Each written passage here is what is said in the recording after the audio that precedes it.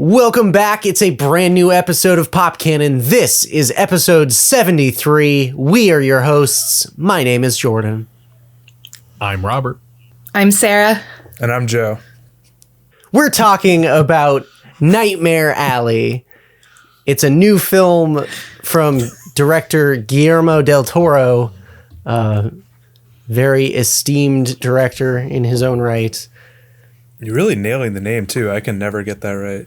Guillermo del Toro. It's tricky. It's tricky. Guillermo. Yeah. But anyway, it is available on HBO Max streaming. So if you have not seen it, it's a beautiful film. It's elegant. It's a noir stylized crime thriller type movie. I would say that kind of encapsulates my raw opinion of what this movie is. You left out Carny. Absolutely beautiful from start to finish. I enjoyed looking at this film. The acting was really, really well performed throughout, and Bradley Cooper really impressed me in this movie. Those were my initial thoughts, but now I'm going to turn it over to you guys. So, Robert, why don't you lead us off with your initial thoughts? I will tell you what I thought about this film. I very much liked it. I thought it was great, actually. Like, really great. Like you said, the look of it, the acting. I enjoyed the story as well.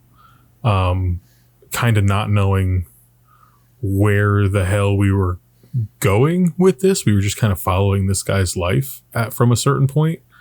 But yeah, I thought it was a lot of fun. And I felt like I got sucked into it a little bit, specifically the set design and the art direction and stuff like that. But Guillermo del Toro is like notoriously good with all of those things in all of his previous work. So like going into this, knowing it had like that carnival atmosphere, I was like really interested to see what it was going to look like. And I was thoroughly impressed by it. Sarah, what did you think? I really liked it. I wanted to see this actually in theaters when I first saw the trailer, but I really liked it. Visually, I thought it was great. I think it's really funny that you use the word kind of like elegant and beautiful, because it was really grimy. Like for a lot of it, it was very grimy and gruesome. Yeah. Mm-hmm. But they really encapsulated, I think, like the time, the 40s, the very early 40s, the late 30s, and just that kind of like carnival atmosphere. It kind of reminds me, there's a few like books and movies that are kind of like set at that time, and they all have that kind of like seedy underbelly kind of feel. But I think my favorite part was probably the acting. As I'm sure like we'll get into it more, I just thought like the casting was spectacular, and that like every actor really sold their role. So I found myself really just enjoying every time you met somebody new on screen, if that makes sense. Joe, how about you? I did like the movie overall. I think like I feel a little more critical seeing it is like Oscar season, and this did get a Best Picture nom, and I really don't think this was the best picture of the year. I don't think it's even like the best that we've talked about all year. Its other nominations are production design, costume design, and cinematography, all of which I do think it deserves. I love the production design. I love the carnival, and then the contrast when we get to Chicago and all that like Art Deco. I was obsessed with Dr. Ritter's office. Like it was just amazing to look at. The costume designs, yes, like those super baggy pants, everything looked very in keeping with the time. And the performances, for the most part, yeah, were good. I don't know that I fully believed Bradley Cooper's performance the entire time. But I don't know why I've had like this weird bias with Bradley Cooper. Like I didn't enjoy him in what was that like heist movie that they did? American Hustle? American Hustle, yeah. No, that was that it? I didn't see that. I really didn't enjoy I like American that movie Hustle. a lot. Really? I don't know why. It just really didn't man. hook me, and I felt really like alienated the whole time I was watching it. But Wow. that's an entirely different episode. The other thing that I really had an issue with was the story here. Everything felt really unbalanced to me. I think they spent too much time setting up the world of the carnival to then leave it behind. And then the entire Stan and Molly relationship was just so fast tracked at every step. Like, we barely see them interact, and then they're like in love and they leave together, and then we barely see them interact, and then their marriage is falling apart. Well, there was a 2-year time jump. Yeah, but exactly. That's like even worse. We didn't see and everything seemed to be going fine for those 2 years, and then all of a sudden it got bad. It's usually the way it goes, right? Yeah, and Robert said that you were surprised by some of those story elements. I felt most of them were pretty predictable. The entire geek storyline, it felt pretty obvious to me that was where he was ending up, especially even just in that scene after they bring him to the Salvation Army and he's telling him how he recruits a geek, and it's like, oh, you just find somebody with nowhere else to go and you offer them a job, and I'm thinking like you did with him. The only thing missing was his alcoholism, which he then pretty quickly devolved into. And then I will say I really loved everything with Pete, the mentalist who taught him what he knew. All of those moments felt really genuine, and they really, I think, cut to actually the heart of what this movie was trying to say.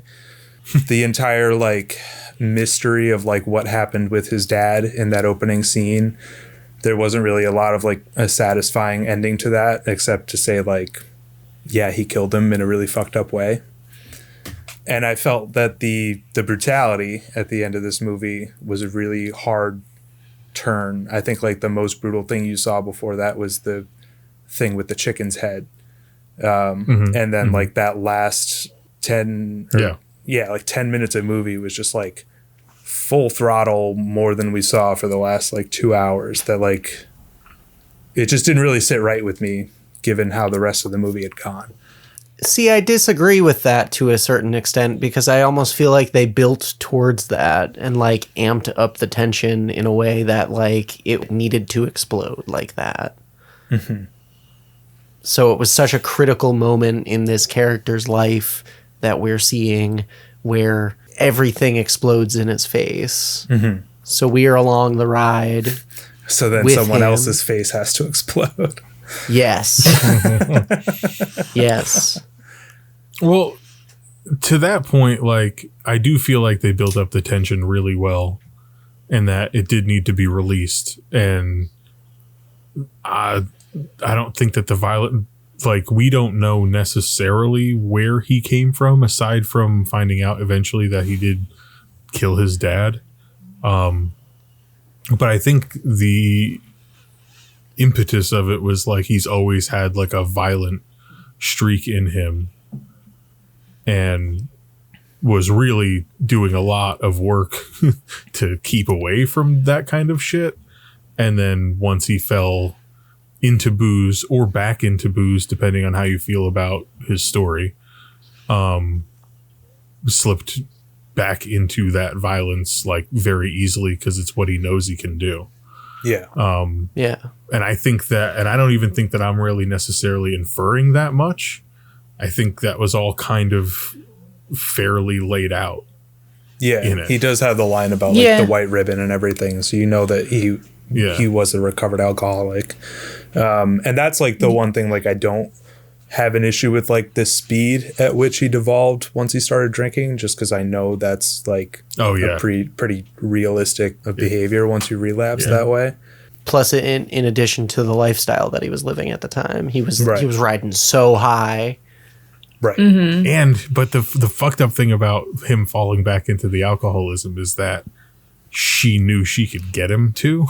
And that was it was a setup all along to get him into it, which I was just dude, what the fuck? Yeah. Because, that's just all throughout, the undercurrent throughout the whole film is basically that he kind of sets himself apart from everybody else, like in a way where he thinks that he's better than everybody else. Like he says it at the circus, like right away. He's like, if I'm better than this, you're sure as hell better than this or whatever.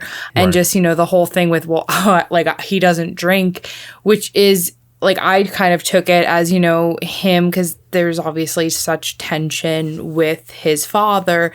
And that whole idea of he doesn't want to become his father, but that's who he, of course, becomes, you know, alcoholic, degenerate. You know, that's why, like, when I saw the ending of him kind of embodying the geek, like, I knew from a storytelling perspective, like, that's where you have to go, because the whole thing is just a giant circle. You know what I mean? Yeah. Like, it kind of, you know, it starts with him, you know, the scene of him, you know, killing his father, you know, burning the house.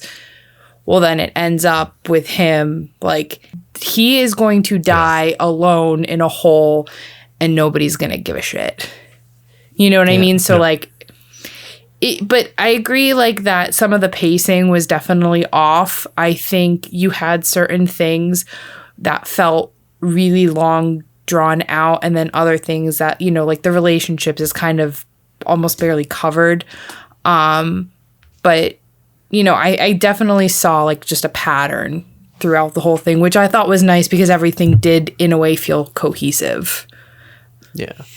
And I think the pacing issues aside with that, it's more of an artistic decision in letting the camera linger on the actors, because I felt that a lot more in each scene. It was more drawn out, and it felt like it was more highlighting the performance in that moment than anything else. Like, I don't think that this movie is best picture quality, like Joe said. Like, it wasn't anything crazy for me. I was excited to see it. I'm glad I watched it. I'm glad we covered it. But I don't think that it's, like, incredibly memorable from a story perspective. Like, yes, it's incredibly satisfying. When he takes that shot at the end, it's incredibly satisfying, because they've built his character up to be such a piece of shit. So to find himself back in that spot at the end, and he knows exactly what's in that drink, and he willingly takes it anyway because he has nowhere else to go. It's so satisfying. Yeah, that's it. Because I had texted you. I don't remember what reason I texted you for, other than to be like, oh my God, he's going to become the geek, isn't he? But it was like before he even went into that carnival. It's like when he woke up on the train, I was like, oh no, because his hair was all long. And I was like, oh shit. But like you said, it's super satisfying to, like, watch the actual, like, line for line how Willem Dafoe explained it in the beginning of the movie happen to him.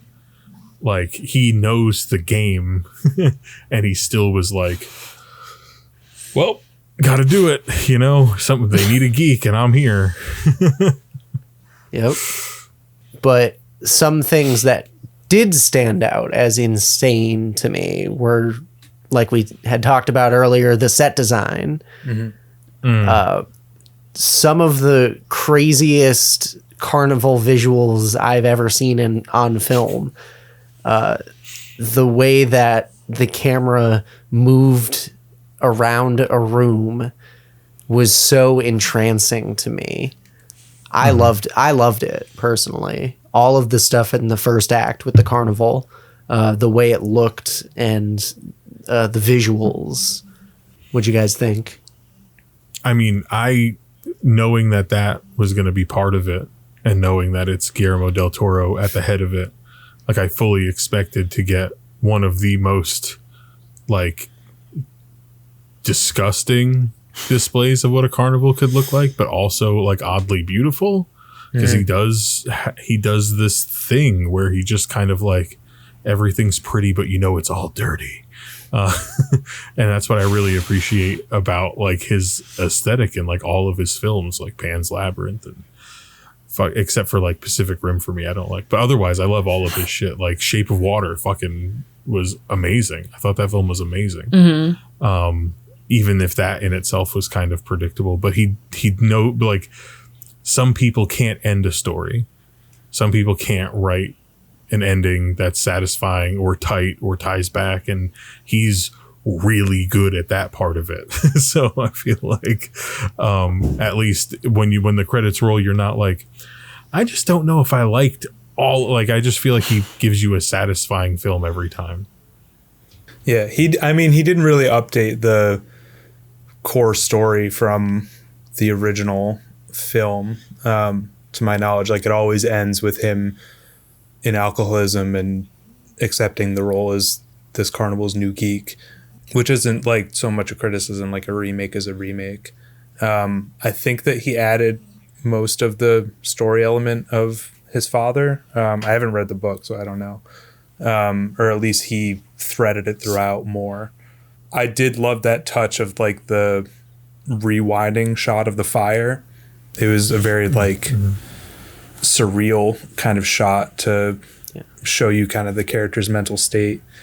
Keeping on the track of the ending, though, it just keeps giving me like the sense of like those kind of older short stories where like there's like a twist ending and like you just kind of like can imagine like it fades to black and then like Guillermo del Toro's there, like, and he goes, "Wasn't that fucked up?" But it's a Twilight Zone episode. Yeah, exactly. It's that kind of feeling that, like, I don't know. I guess that kind of thing does have its place, but it doesn't really do it for me anymore. I get that. Yeah, I don't know like that much about like film noir and stuff like that. So I was wondering if maybe that's like typical of the genre to kind of have that sort of, I was going to say Scooby-Doo ending, but it's not a Scooby-Doo ending necessarily. It is kind of a thing of noir, I feel like, that like everything kind of falls apart for everybody by the end. Besides, like, if it's like a detective story or whatever, like they might end up like where they were, if not maybe like a little bit lower. But like everything around them is kind of not restored. And it's always dames. It's always dames. Yeah. But no, circling back to the look of the circus, the design that he put together of what was her thing? It was called Electra or whatever, right? Yeah. The spinning thing in the back with the electric chair and shit like that. Like, that looked really sweet. The spider girl sticks out, that was cool, as like a thing. That one was cool. And then also that the Enoch baby in the jar was like disgusting and fun to look at, especially in the credits where you go in. Yeah, they like made such a big deal out of Enoch, and I was just like, I don't know how much that really had to do with the overarching plot, besides like, oh, he's always watching. Maybe we're Enoch. he apparently drew that and added that in to like this version of the movie. So like that was one of his drawings that he had in his original notebook when he was sketching out ideas for the movie. Okay. Oh, that's cool. I also feel like that American Horror Story might have ruined this setting for the rest of time, or at least for like the next 5 years, because that was really all I could think of while I was watching. I was like, oh, I can't believe they made a movie out of American Horror Story Freak Show. I fell hard out of that season. It was not good. Yeah, I never finished it.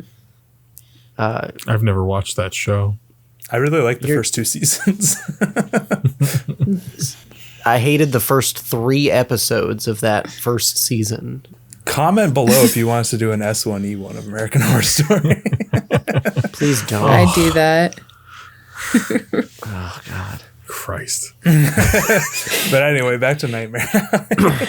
But like everybody, like it's one of those films where everybody kind of sucks. So you don't even know necessarily who to root for, because even if you find yourself rooting for like Bradley Cooper throughout the thing, it's like, oh wait, we know he killed his father, so we know he's not a good person, but like you're still drawn to him because he's that main character that you see throughout, but like he's a shitty person. Dr. Lilith, she's kind of a shitty person too. I mean, she has her reasons. We could definitely talk about that. But it's just like, I don't know, everybody's awful. And even, I mean, it's weird, but I just feel like I don't know. I mean, I guess some of the more redeeming people are at the carnival, but even then, it's like, are any of them actually good people at heart? So it's like, who the hell do you cheer for? I felt like Toni Collette's Molly. character was like pretty fun. Yeah. No, she was definitely fun. fun. Xena was a lot of fun. Yeah, Xena and think she was her probably husband, I thought were like Peter. awesome characters. 10-cent tub and rug, dude. You can't Can't beat it. I mean, you can. Like, I saw something that said inflation would make that like almost $2 now, and I'm like, damn. Even then, she was cheap as fuck. Like, that's pretty. She probably had a really good business going there. Probably a really good business going there. But I also really liked Rooney Mara's character as Molly. Yeah, she was sweet. I don't necessarily think that everyone's unlikable. I just think that the main characters that we're following and showcasing are miserable, terrible people. Yeah.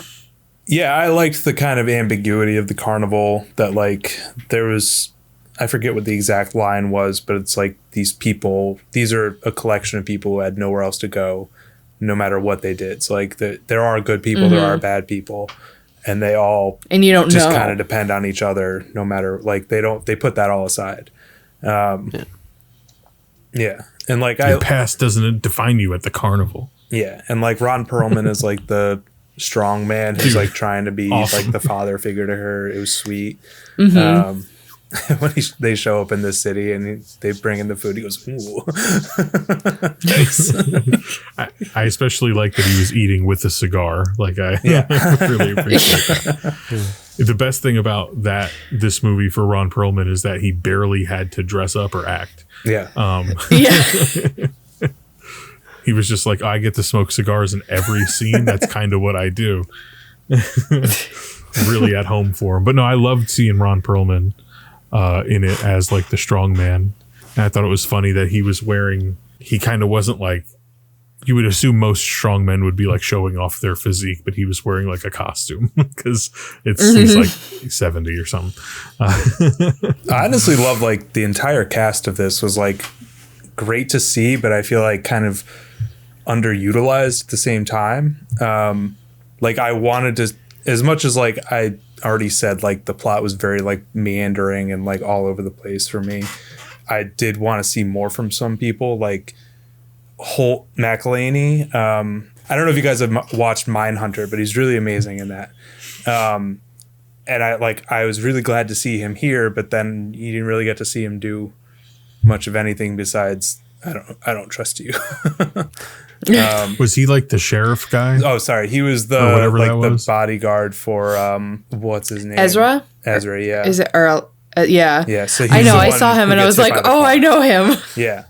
To that point, too, it also felt like it was mostly Bradley Cooper acting opposite all of these people versus all of these people interacting with each other. Because that's a different movie. Right. Yeah. It was very much like Bradley Cooper running around the carnival and like, I got to go have a scene with Molly real quick and then I got to come back and talk with you. And he's running like a different scam with everybody around. Yeah, like which I get. Him as the like eccentric con man was a very like interesting little story. It felt more like one-on-one time with Bradley Cooper. That's true. Where they could have been more utilized in different pairings and shit like that. Like I really liked Cate Blanchett. Like unbelievable perform, and like they were going for old school Hollywood like silver screen star, and I feel like they really nailed how she would be lit and how she would talk. And they just that's a whole thought put into that character, and I think they fucking crushed it. Yeah, she was very much the femme fatale and like the kind of like trope of her like hidden scar and her like shadowed past. I'm like not a huge fan of the trope of the like vindictive psychologist or psychiatrist, but it like was satisfying for her after like trying to take him down in the beginning and being shut down to like letting him think he was in control and like completely toppling him by the end. That was satisfying in its own way. Yeah, Definitely. Yeah, and she just had such like a crazy arc in the movie because she's not even in it until a certain point. So by the time she shows up, you're like, oh, we get to open a new chapter of this film like we're flipping through a book. When she's there and they do like that whole scene where she tries to call him out, that whole scene's incredible. The scene in her office right after that is fucking incredible. And then the one that they do the therapy session in, just like 3 separate, I felt like tour de forces from both of them back to back to back in the movie. Cause that's like, there's almost like an hour left kind of around that point where you get to that. And that's where like they're setting so much shit up to knock down. But yeah, like that crux of the movie where you get them hanging out together and like talking and you see the interplay and how he's even like dealing with her. Yeah. And that first therapy session, like that's the point where like the writing to me was really tight and probably like the smartest because there's so much like little innuendo to everything she's saying. And because like, and it's because you know that she's saying it with intention to fuck with him. Like when she says to like lay down because we can get deeper, like what the fuck? But she knows that she can use that against him because she, as much as he's clocked her, she has doubly knows the score for this guy. Right. Yeah. You know what I mean? She can use that, like she says at the end, that like he needs his mommy. So she acts like that for him to get what she wants out of him. Yeah. And that entire first scene where they meet each other, it's entirely just trying to one-up each other. Yeah. It's a constant game of cat and mouse between each other. And I think, and he's already turned on by that. And I think that's like the most frustrating thing of it, of like the tropiness of like the movie mental health physician, that like they're running the same scam, that like, oh, like I can read people and I use it against them. It's like, well, no, that's not what a doctor does. But like, I guess very broad strokes, sure. Well, this one shitty doctor does. Yeah. Yeah. But you know who else's performance I thought was really good, even though it wasn't in the film very long, was Richard Jenkins. Yes, dude. Like out of nowhere, bearded Richard Jenkins, first of all. Totally different feel. And he was just like right out of the gate, like I bought everything that they were saying about him. Yeah, he was a really intimidating guy. Yeah, Ezra was like a really complex character because like you kind of got the vibe that he might have been a serial killer. And then by the end you realize, oh, he probably was a serial killer. Yeah. Or serial something. Yeah, I mean, he's a serial abuser and like a sexual predator and all that stuff. Yeah. Yeah.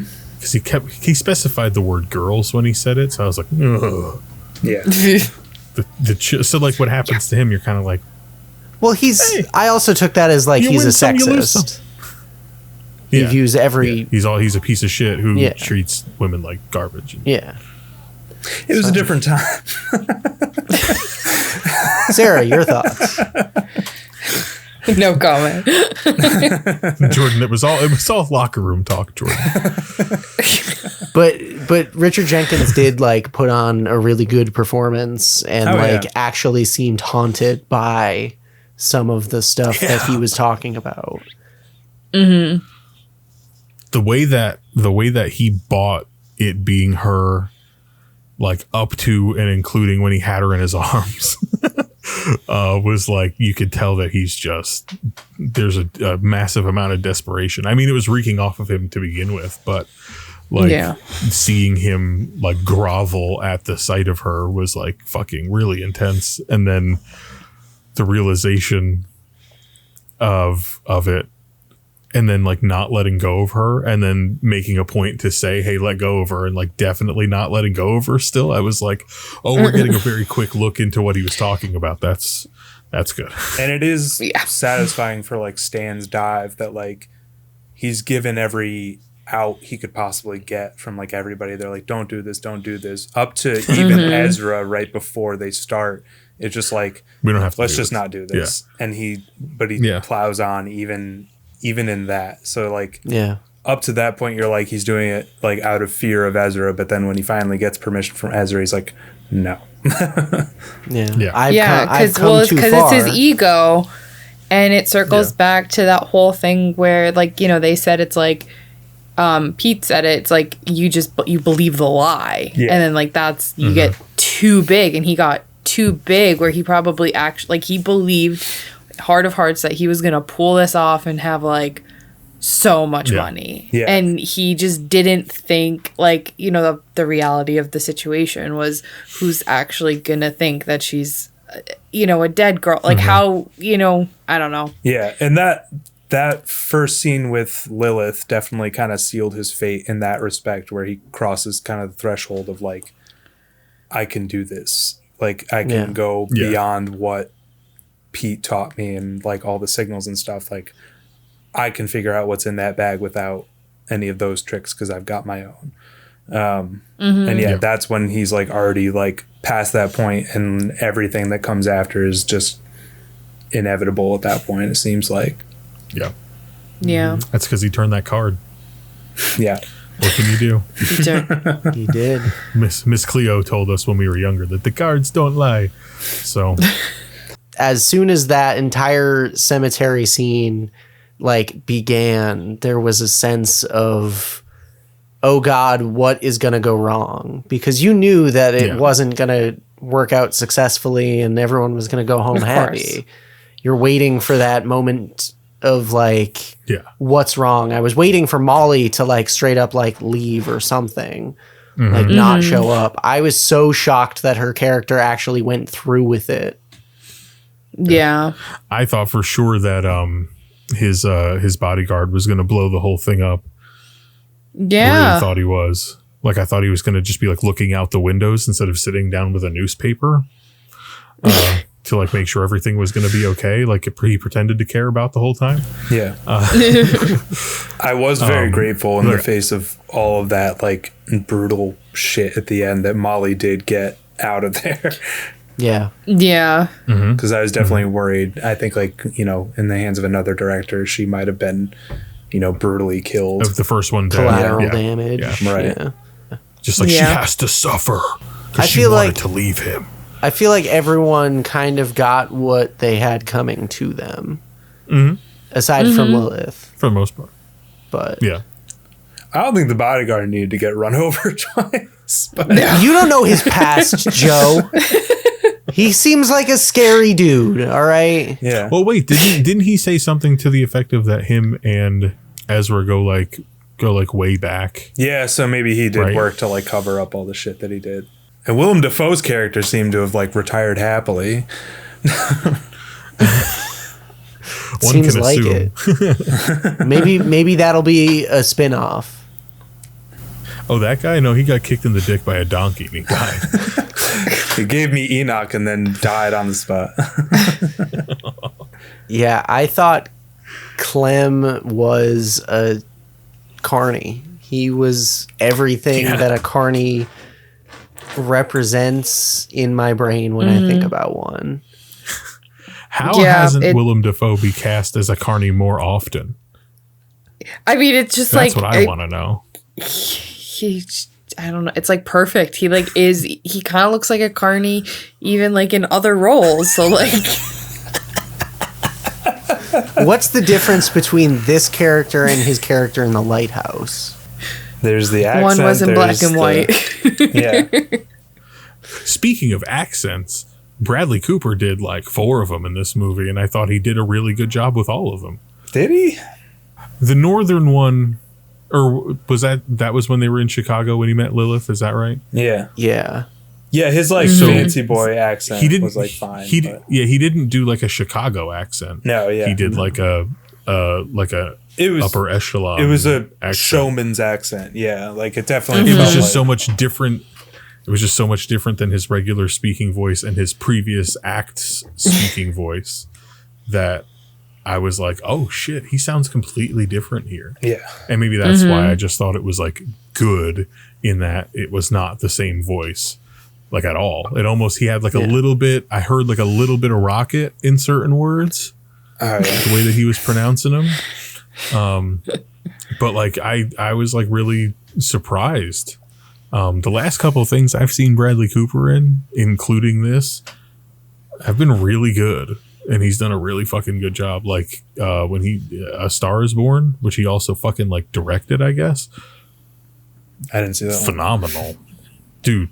I haven't seen fucking it. movie's amazing. Fucking movie's so good. I was like dead set against it because I didn't care. And then I watched it and literally bawled my fucking eyes out. Such a great film. And he did a great job with it. So seeing him in that and then seeing him in this, I'm like, yeah, Bradley Cooper's all right. We're good. And then what was the other one before that? Silver Linings he was in that he was fucking great in. Yeah. He's really been, Yeah, that I was feel like he's good. been doing a really good fucking job. Joe doesn't like his acting, but I don't know what it is. He just doesn't do it for me. But no, I can understand to a certain point, especially in this movie, because there's a lot of like silent moments where you're like the camera's just on him. Yeah. And you're either being reflective or whatever with him, or you're just staring at the guy thinking. And that's how I felt in Dune watching Timothée Chalamet. So I understand what you're saying. Where I was just like, why are we fucking looking at this guy all the time? Nothing's happening. I get that. But like you said, like, oh, he did like 4 'Cause different he's accents, cute. but I feel like he was only supposed to do like 2. I felt like the accent was kind of wandering. No, I felt like he had his regular speaking voice when he was being himself. And then he had like more of a Southern Draw. accent when he was speaking to certain people. And then the showman voice that he was doing. He just puts on a show for everyone. And in my opinion, he acts differently when he's Depending on around who he's different around. people. Because he completely was changing. Yeah, because it ties back to it was Toni Collette's character. She said something about like she told him like to change his voice. Like if you're up in Michigan, talk like you're from Michigan, and kind of in that setting he had more of a draw, and he like had like you even see his face change. He just like looks like almost innocent, like naive, just like very blank face, big smile. It was obviously like it was intentional, which there was like a few things where I just thought like little details that played really well throughout. But yeah, I guess there'd been like 3 accents or something. Yeah. I did love that. I don't know. The line at the very end that you're just an Okie with straight teeth. That really cut to the bone. It's such like the if everybody was around they would have been like that's a record scratch one. I really was surprised to see Tim Blake Nelson show up at the end of the movie. Pleasantly He's perfect surprised for carnies though. too. He's a Exactly. great carny Him and too. Willem Dafoe, couple of carnies. I feel like the only guy missing is Jack Earl Haley, and they would have been fucking set, man. The definitive Mount Rushmore of carny acting. Carny acting, not even like character actors, just carny acting. Cardi. And then the dude from Westworld was in it earlier too. Clifton Collins Jr. That's his name. That's what I recognize him from. I was like, I know Funhouse that guy, Jack. but I didn't remember what from. Yeah. I was like, oh my God, we're in Lawrence. Carnival World. Lawrence. Yeah, Carnival World, right? That'd be fucking crazy. That'd be so creepy. So many clowns. We did not see a single clown in this movie. I knew was they were there, grateful. You knew they were there. I could smell them. They're always slightly out of frame, but they're there. Like the camera goes this way and you just miss a clown on a unicycle, like coming around. Was this like before clowns were like really big in carnivals or something? Because this is more like vaudeville acts and stuff. A pre-clown world. I think that BC, like before clown. early clowns weren't like that funny though. Like there was this.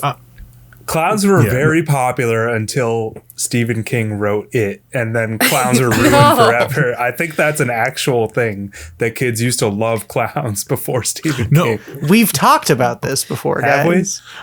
Welcome. We're to understand that Clowncast. kids loved clowns, but we don't know that for sure. That's true. It's a fallacy. Big clown propaganda.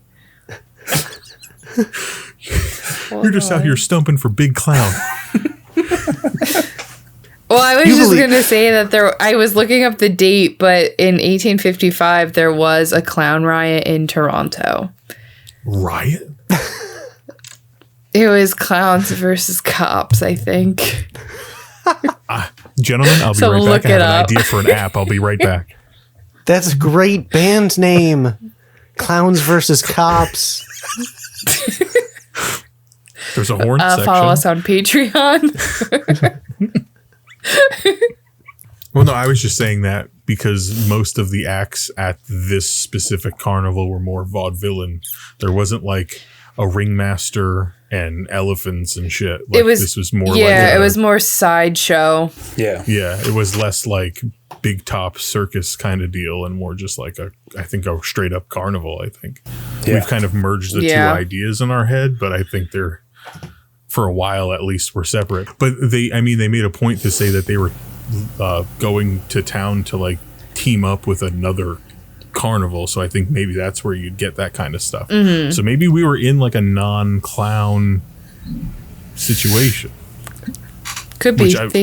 Which to think that Guillermo del Toro reserved himself on the carnival clown stuff. Because like that would have been horrifying. Imagine his take on a clown. Like his take on everything is fucking creepy and weird. Imagine his take on a clown. He was like, I'm not ready to give that to the world yet. I need my own thing for that, I think. Well, I guess on that note, does anyone have anything else? Any final thoughts on Nightmare Alley? One other weird thing that bugged me was like the not constant, like it would only happen twice, but it was very like ham-fisted references to World War II. That's like, yeah, like I know it's the 40s. Like you don't have to remind me. He's like, oh, you hear about that Charlie Chaplin looking fella? He just invaded Poland. And I'm like, all right. And it's like, Joe, you don't think that these people would be talking about those things back in the day? And then the bodyguard, like before he hears about the murder suicide, it's like, okay, that's fine for him to hear about. It's like, oh, we're going to war. I'm like, all right. I know we did that. I thought it has nothing to do with this movie. Honestly, I wasn't sure when this was until they said that. They might have very clearly stated when this movie was, and I probably very well missed it. But when they said, it was literally moments before that in my head I was like, when is this? Because I was thinking anywhere from 20s to 40s at least. Like I was thinking in there. So I wasn't really sure where we were until they were like stamped it. And I kind of was like, wasn't sure if I liked necessarily that they stamped it, but at the same time they answered a question I had, literally had just thought as they were answering it. So I was like, okay, I accept that. I feel like I had enough information when he was just like, here's $1 for a full night's work. And I'm like, all right, fine.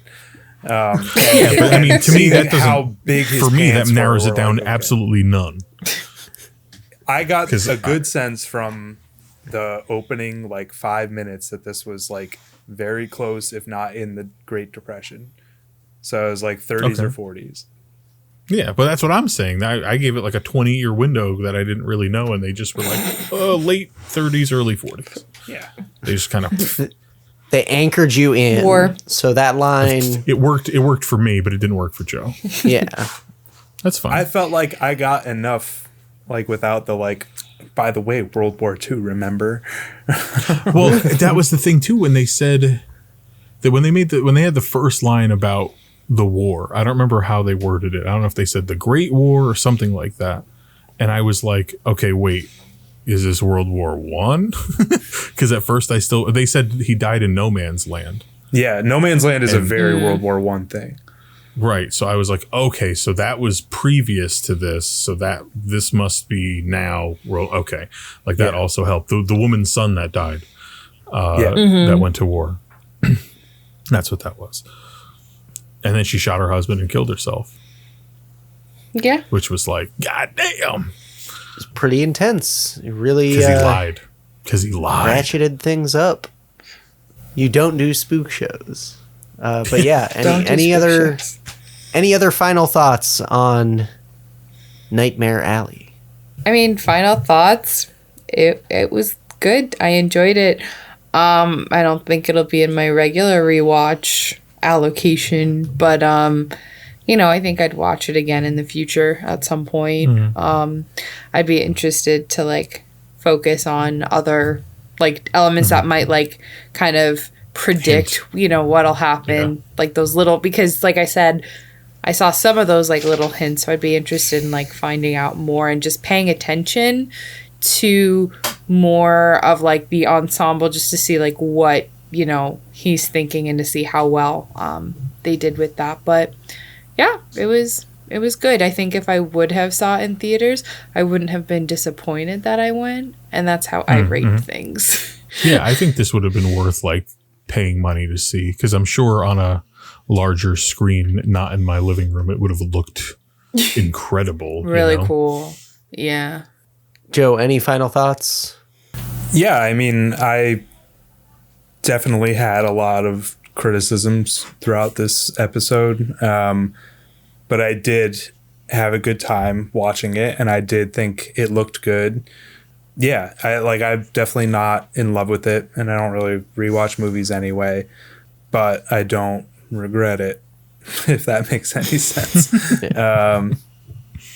You don't feel like your time was wasted? No, yeah. I thought it was great. I had a good time. I don't know what deserves to be or not be nominated for Best Picture. This getting that nomination, like, I feel good about it just because I've seen this movie. I don't know what else has been nominated for that. But I'll definitely like be hoping that this wins as many awards as it's up for, because I've seen this one.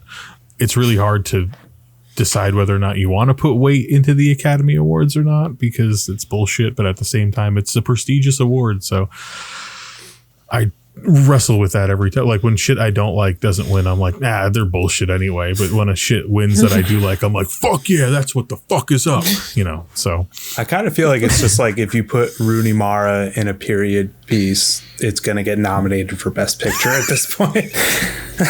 Yeah. She just has that look. The girl with the electroshock therapy chair Tattoo. She just thought to herself to go numb, and she did. This movie had a lot of really good moments, and I don't think I'll necessarily need to rewatch it ever, but I had a good time while I was watching it.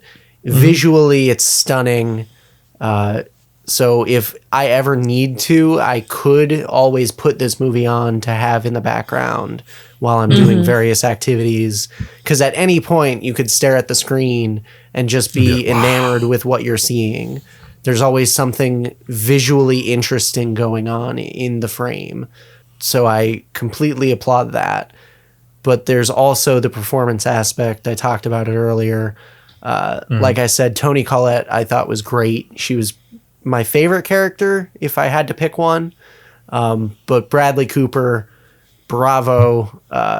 Great job making me despise you. The funnest of facts as is Leonardo DiCaprio was signed on for this movie in that role, and they could not come to an agreement on money, and he left the role and they cast Bradley Cooper instead. So just think about how much different this film would be in reaction to it and discussions after the fact had Leonardo DiCaprio been in the role of Bradley Cooper? I feel like Leonardo DiCaprio's already played enough like scumbags. And it was kind of nice to see Bradley Cooper like go back to his roots, because he always used to just play the asshole in like all the like sack comedy movies. The sack man. Yeah. You're the sack. She'll come to you.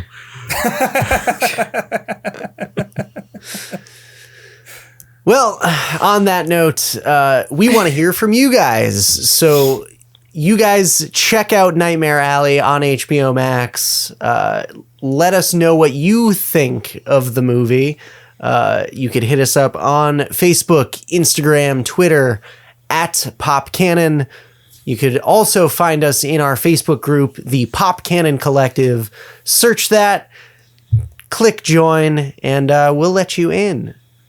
Now what? You could also subscribe to us on your favorite podcast platform, be it Apple Podcasts, the Google Play Store. Are we allowed to say Spotify now? We're still on Spotify, so if you still use it accidentally, you could pretend to not use it and just follow us on that. And where can they watch the video version of this podcast? You can watch video versions of all of our episodes over on YouTube. Don't forget to follow. Is it follow or is it subscribe on YouTube? Subscribe. Yes.